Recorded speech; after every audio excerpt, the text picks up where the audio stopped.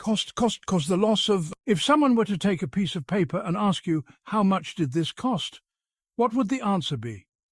For example's sake, let's say the piece of paper has a $1 price tag. We could safely say that the paper costs $1, yes? Sure, it does cost $1 to buy said paper. The paper to the consumer costs $1 where they trade $1 for it. But the paper did not cost $1 to the business who sold it. So, while the paper costs $1 to the customer, the true cost of the paper needs to be traced further back, because it did not merely appear there with the price tag, it went on quite a trip before getting to that point. By the time the paper reached the point of being sold to the consumer, it was then engaged in an equilateral trade, where the business owner makes their profit and the customer gets their product, an even trade. So if this is an even trade and something cannot come from nothing, where does the cost of the paper come from? Before reaching the sales shelf at the seller's store, the seller had to buy the paper from a distributor or directly from the source, a paper manufacturer, or the seller might even be the source. Regardless of where the paper came from, to be obtained, it is engaged in an equilateral trade. The seller purchases the paper or pays to create the paper. Since the seller is paying for the paper or the supplies for its creation, they are also engaged in an equilateral trade as to perpetuate their business model. The seller pays for and receives the supplies to sell. This is what the seller and the supplier want, and therefore they are engaged in an equilateral trade. So, where does the cost of the paper come from? Ultimately, the cost for the paper must come from a party which is not engaged in these equilateral trades. You may have noticed that these equilateral trades are all man-made.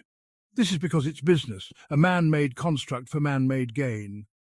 The definition of cost speaks of loss, not of trade or profit. Cost comes at a loss, and business does not operate at a loss. Some may temporarily, but business does not sustain in such a manner. The cost of the paper, therefore, does not have to do with the business, and rather has to do with the resource itself, the supply which is at a loss in the creation of the product.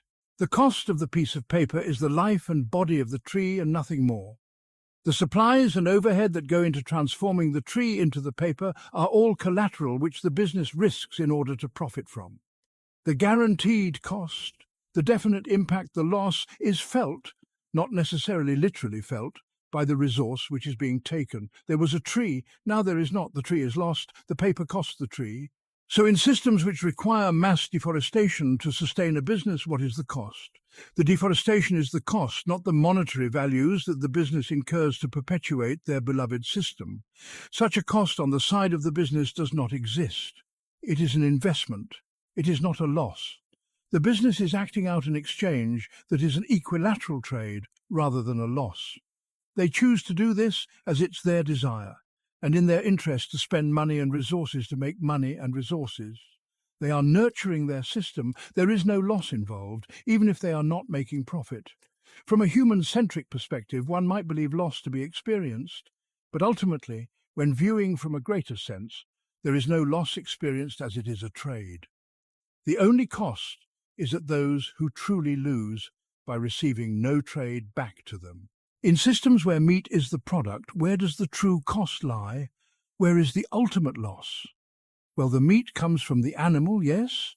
The product comes from the body of a creature, so the cost is the life and body of the animal, which is only felt by the animal itself. So the animal is the one losing something, as it is literally losing its life. Sure, the business is losing the resource of one animal, but they also gain the resource of one product, so therefore the business is engaged in an equilateral trade. The only true loss, the cost, comes from that which is losing, that which causes the loss of. The loss of life is a cost to the individual who is losing its life. Monetary cost is not equivalent to physical cost in life-for-profit systems.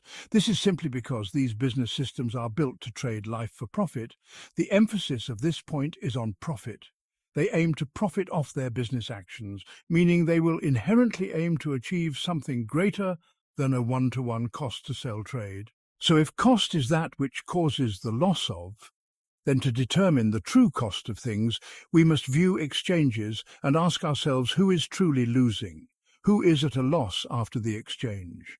If they engage in a trade, then there is no cost, and because something cannot come from nothing, the cost must be found in an exchange further down the prior line of exchanges leading up to the exchange in question. Trades do not cost anything because there is no loss and no cause of a loss. A trade is always equilateral in some way.